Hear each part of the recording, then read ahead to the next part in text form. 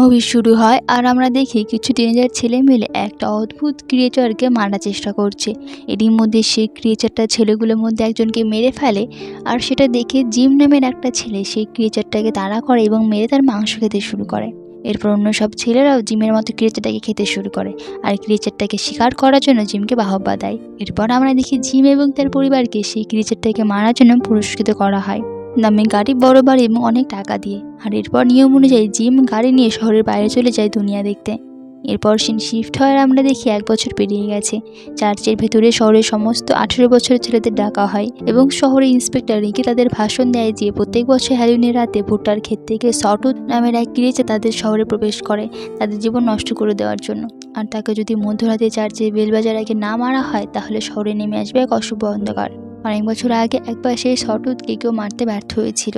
সটুথ চার্চে উঠে পড়েছিল, যেই কারণে তার পরে 10 বছর পর্যন্ত শহরে মহামারী নেমে এসেছিল। অনেক মানুষ মারা গিয়েছিল আর সব ফসল ধ্বংস হয়ে গিয়েছিল।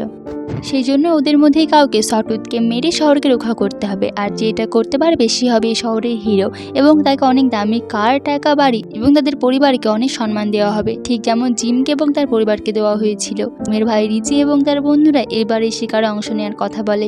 রিচির এক বন্ধু বলে সে নিজের চোখে সটুথকে দেখেছে হ্যালোউইনের এক রাতে এক বাচ্চা মেয়েকে খুন করতে। এ কথা বলাই ছেলেদের মধ্যে আর একজন তাকে নিয়ে মজা শুরু করে।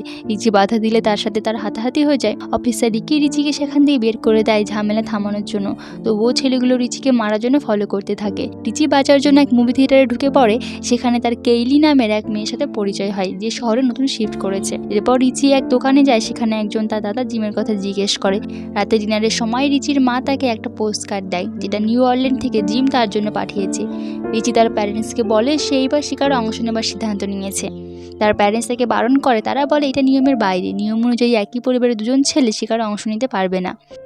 তার বাবা বলে জিম অলরেডি তাদের টাকা, বাড়ি, গাড়ি দিয়েছে, রিচি জিতলে নতুন কিছুই হবে না, তাই তার উচিত এবার অন্য কোনো ফ্যামিলিকে বড়লোক হওয়ার সুযোগ করে দেওয়া। রিচি জোর করলে তার বাবা তাকে চড় মারে। রিচি বলে সে সারা জীবন তার ভাইয়ের ছায়া হয়ে থাকতে পারবে না, সে শিকারে অংশ নেবেই। রিচি তার ঘরে গিয়ে আয়নায় পোস্টকার্ডটা লাগিয়ে রাখে জিমের অন্য এক ছবির সাথে। পরের দিন ছেলেগুলো রিচিকে রাস্তা ধরে মারে এবং হাসাহাসি করে যে জিমের ভাইও সে কী করে এরকম হলো। এরপর রিচির কাছে জিমের কাছ থেকে একটা চিঠি আসে যেখানে জিম রিচির 18 বছরের জন্মদিনের জন্য শুভেচ্ছা জানিয়েছে। সে লিখেছে সারা দুনিয়া ঘুরতে ঘুরতে সে ক্লান্ত আর লোনলি ফিল করছে। সে চায় বাড়ি এসে তার গার্লফ্রেন্ডকে বিয়ে করে সংসার করতে, কিন্তু তার শহরে সবাই তাকে হিরো মনে করে আর তার কাছ থেকে অন্য কিছু আশা করে, তাই সে বাড়ি আসতে পারছে না। সে রিচিকে শিকারের অংশ নিতে বারণ করে, তার বদলে পড়াশোনা করে নিজের জীবন গুছিয়ে ভালো থাকতে বলে। এই চিঠি পড়ার পর রিচি গাড়ি নিয়ে শহরের বাইরে তার দাদার সাথে দেখা করার জন্য রওনা হয়, কিন্তু রাস্তায় অফিসার রিকি তাকে আটকে ফেলে এবং যেতে দেয় না। হ্যালোউইনের আর 3 দিন রয়েছে। নিয়ম অনুসারে শহরের সমস্ত 18 বছরের ছেলেদের এই 3 দিন ঘরের ভেতরে কোনো জল আর খাবার ছাড়া আটকে রাখতে হবে, আর হ্যালোউইনের দিন সটুথকে শিকার করার পরে তারা খেতে পাবে। অনেক ছেলেরা ঘরের ভেতর খাবার আর জলের জন্য চিৎকার করতে থাকে, কিন্তু তাদের প্যারেন্ট তাদের তবুও বাইরে বেরোতে দেয় না। দেখতে দেখতে হ্যালোউইনের রাত চলে আসে আর সমস্ত ছেলেদের বাইরে বের করে দেওয়া হয় সটুথকে মারার জন্য।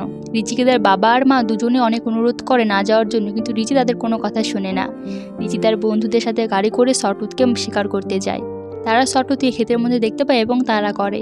রিচি চোখের সামনেই সটুথ তার বন্ধুকে মেরে ফেলে আর রিচি প্রথমবারের মতো সটুথকে দেখতে পায়, কিন্তু সে ভয় পেয়ে সেখান থেকে পালিয়ে যায়। পরে যখন সে মন শক্ত করে সেখানে ফেরত আসে, সেখানে সে কেলিকে দেখতে পায়। রিচির বন্ধুদের মধ্যে একজন ভয় পেয়ে নিজের বাড়ি চলে আসে, কিন্তু তার বাবা মা তাকে বাড়িতে ঢুকতে দেয় না এবং জোর করে বাড়ি থেকে বের করে দেয়, বলে সটুথকে মেরেই তবে যেন বাড়িতে ঢোকে। এবং সে ছেলেটিকে সটুথ তাড়া করে। সে অন্য ছেলেদের বলে তাকেও যেন সেখানে তাদের সঙ্গে লুকোতে দেওয়া হয়, কিন্তু তারা যতক্ষণে রাজি হয় সটুথ সেখানে চলে আসে এবং তাদের সবাইকে মেরে ফেলে। রিচি আর কেলি অফিসার রিকির বাড়িতে আসে পিস্তল চুরি করতে, যার সাহায্যে তারা সটুথকে মারবে। তারা সেখান থেকে পিস্তল আর অফিসার রিকির গাড়ি দুটো নিয়ে চলে আসে। এরপর তারা এক খাবারের দোকানে আসে, যেখানে ওই বদমাশ ছেলেগুলো কেলিকে মারতে শুরু করে, কারণ মেয়েদের শিকারে অংশ নেওয়ার নিয়ম নেই। এবার রিচি তাদের মেরে সেখান থেকে তাড়িয়ে দেয়। গোটা শহরে হাঙ্গামা শুরু হয়ে যায়, যে তার লোভে ছেলেরা একে অপরকে মার্ডার করতে থাকে, আর খাবার খাওয়া থেকে আটকাতে শহরের লোকেরা ছেলেদের মার্ডার করতে থাকে। এরপর রিচি আর কেলি সটুথকে মারতে যায়। রিচি কেলিকে বলে যে সে তার দাদা জিমকে অনেক বেশি মিস করে। তার দাদা তাকে অনেক ভালোবাসতো, তারা দুজন বেস্ট ফ্রেন্ড ছিল। এরই মধ্যে সেখানে সটুত চলে আসে। রিচি সেটাকে মারতে গিয়েও সেটার পরনে থাকা বেল্ট থেকে থেমে যায়। তারা সেখান থেকে সটুতকে না মেরে চলে আসে। এরপর অফিসার রিকি তাদের ধরে ফেলে আর হাতাহাতি হতে হতেই কেলির আঘাত লেগে যায়। রিচি কেলিকে ফার্স্ট এড করানোর জন্য তাদের বাড়িতে নিয়ে আসে। সে তার মাকে জিজ্ঞেস করে জিমের আগে যারা যারা শিকার জিতেছিল তারা সবাই কোথায়। রিচি তার মাকে জিজ্ঞেস করে ওই চিঠি আর পোস্টকার্ডগুলো তার মাই লিখেছিল কিনা রিচিকে শিকারে অংশ নেওয়া থেকে আটকাতে। রিচির মা তার কথা এড়িয়ে যাওয়ার চেষ্টা করে, শেষ পর্যন্ত সে এক ছুরি দিয়ে নিজের গলা কেটে সুইসাইড করে নেয়। রিচি বুঝতে পেরে যায় সটু তার কেউ নয় বরং তার দাদা জিমি। আর প্রত্যেক বছর যেই শিকারে যেতে পরের বছর তাকে সটুতে পরিণত করা হয়। কেলি রিচিকে শহর ছেড়ে চলে যাওয়ার কথা বলে, কিন্তু রিচি বলে জিম যদি একবার চার্চে প্রবেশ করতে পারে তাহলে আর কোনো উইনার থাকবে না, আর পরের বছর স্যাক্রিফাইস করার মতো কেউ থাকবে না। তাই সে চার্চে যায়। রিচির বাবা এত সব সহ্য করতে না পেরে শহর ছেড়ে চলে যেতে লাগে, কিন্তু অফিসার রিকি তাকে যেতে দেয় না। সে বলে এই রিচুয়াল পালন না করলে গোটা শহর ধ্বংস হয়ে যাবে। অনেক বছর আগে একবার সটুতকে শিকার করতে ব্যর্থ হয়েছিল, আর সেই জন্যই গোটা শহর পাগল হয়ে গিয়েছিল এবং যেই কারণে তার ছোট ভাইকে খুন হতে হয়েছিল। সে রিচির বাবাকে বাধ্য করে শহরে ফিরে যেতে আর জিমকে মেরে তার কর্তব্য পালন করতে। রিচি চার্চে পৌঁছায় এবং সেখানে সে তার বাবাকে দেখতে পায় যে জিমকে মারার জন্য অপেক্ষা করছে। রিচি বলে সে সব জানে। সে তার বাবার ওপর রেগে যায়। সে বলে তার বাবা কেন এসব হতে দিয়েছে, তারা কেন শহর ছেড়ে চলে যায়নি। তার বাবা বলে তারা প্রথমে কিছু জানতো না। জিম যখন শিকার জিতলো তখন তাদের সব বলা হয়েছে। তারা পালানোর চেষ্টা করেছে, কিন্তু এই শহরে জন্ম নেওয়া মানে অভিশপ্ত হওয়া, এখান থেকে বের হওয়া যায় না। তার বাবা বলে এবার রিচি ছাড়া অন্য কেউ শিকার জিতুক, তারপরে তারা সবাই সব ভুলে যাবে, তারা আর এসবের মধ্যে পড়বে না আর সব ভুলে রিচিকে নিয়ে ভালো থাকবে।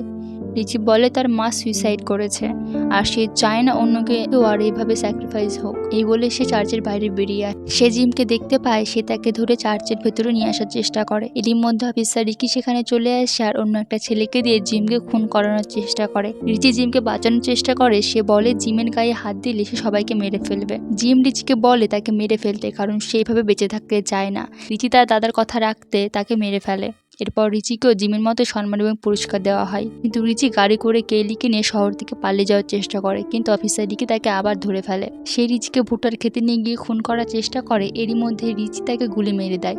এরপর পেছন থেকে অন্য একজন এসে রিচির মাথায় বাড়ি মারে এবং তাকে মাটিতে পুঁতে ফেলে। রিচির বাবা এসে কেলিকে বলে কেউ দেখে ফেলার আগে সেজন্য শহর থেকে চলে যায়, আর কেলি কাঁদতে কাঁদতে শহর ছেড়ে চলে যায়। রিচির বাবা যতক্ষণে সেখানে আসে রিচি সটুতে পরিণত হয়ে যায়। রিচির বাবা এসে সেই লোকটাকে মেরে ফেলে যে রিচিকে মেরেছিল, আর রিচিকে জাগিয়ে দেয়। সে রিচিকে বলে গোটা শহরে আগুন জ্বালিয়ে দিতে। রিচি বাবার কথা মতো শহর ধ্বংস করার জন্য বেরিয়ে পড়ে, আর মুভি এখানেই শেষ হয়ে যায়। তো বন্ধুরা আজ এই পর্যন্তই, দেখা হবে নেক্সট ভিডিওতে। আর এরকমই আপনার পছন্দের মুভির এক্সপ্লেনেশন শোনার জন্য চ্যানেলটিকে সাবস্ক্রাইব করে রাখুন। Tata, piece out.